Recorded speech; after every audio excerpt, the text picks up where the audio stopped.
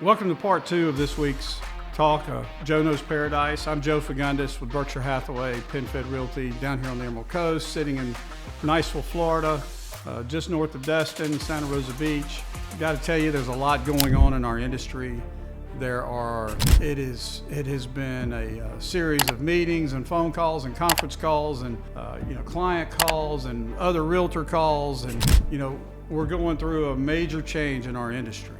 And that major change affects everyone and can in so many different ways. It affects the broker, it affects the sales agents, it affects the buyer, it obviously affects the clients, the owner of the home that's selling or the buyer that's trying to buy that home. It affects the buyer's agent, it affects the buyer's broker, it affects the closing folks. There's more paperwork. There's all kinds of stuff going on in our industry right now, which is kind of in a lot of our opinions, and that's what this show is my own opinion. Stuff that just was so unnecessary. But it's the law of the land now. We follow the law, and so we're going to have to implement all of these forms that and contracts and addendums to make sure that we're following what is being required of us from both the National Association of Realtors, our local MLS, and all types of things. So let's talk a little bit about it. I'm kind of going to give you a quick overview of it. For years and years, our listing agreements in Florida had a place where when you went to do a listing, you identified the total commissions that the seller was going to pay. And then also in our forms, the seller had the ability to negotiate what they wanted to pay a buyer's agent to show the property or to contract the property and actually get it closed on. So what NAR said and what DOJ said is they wanted that decoupled. They did not want that in any type of contract on the front end, that the seller was guaranteeing any type of concession or any type of commission to a buyer's agent. So, they went through all this process. Now look, the attorneys made a bunch of money in this class action lawsuit that the DOJ brought. I think the people that signed up for it, each of the people that signed up for it is getting $30, while the law firm got $340 million.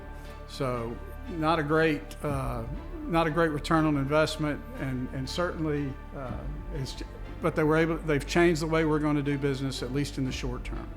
So now, if you're a buyer, if you're in our market, and welcome to our market, but if you're in our market looking for a house, basically starting Monday, you're starting from scratch, because you've got to sign an agreement. Everyone has to sign an agreement, a broker's buyer agreement, before they go visit a home, before you can be shown a home.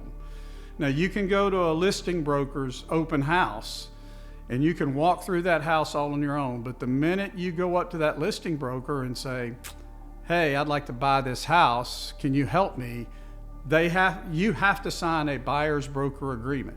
If you walk in with your own real estate agent, they've got to come in with one and waive it and show it to the listing agent.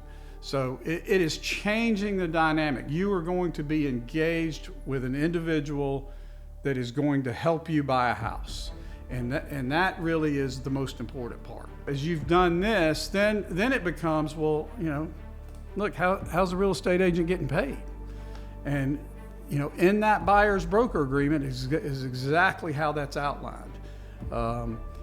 Obviously, in my opinion, we think that the way it was being done was a great way, because sellers price their houses knowing that they were going to give up some percentage to the buyer's agent for commissions. They did it whether they want to admit it or not. They all did it because that's how it was. And in this instance, I'm going to go out there and tell my sellers that, hey, we want as many eyes looking at it. I can do all the open houses in the world, but just about everybody in our market is going to come at us with a buyer's agent agreement of some type. And, the transaction broker, where you're representing both sides, is not going to be as prevalent as it has been, because I've signed a listing agreement for my seller at the very beginning. And me bringing in someone else to say that I'm going to just become, Sweden and be neutral just to make sure that the transaction happens is going to be more difficult for somebody that's probably age, seasoned, and hard-headed like I am. So, That's going to be the biggest difference. There are 8 forms I've got sitting over here to my left, and they all are going to be used in some manner.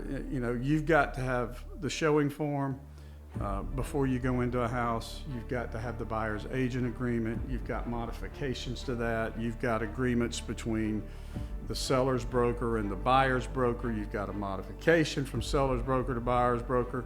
You've got a modification from the seller to the buyer's agent, not including their broker, the seller to the buyer's agent modification. So, there's all kinds of forms out here.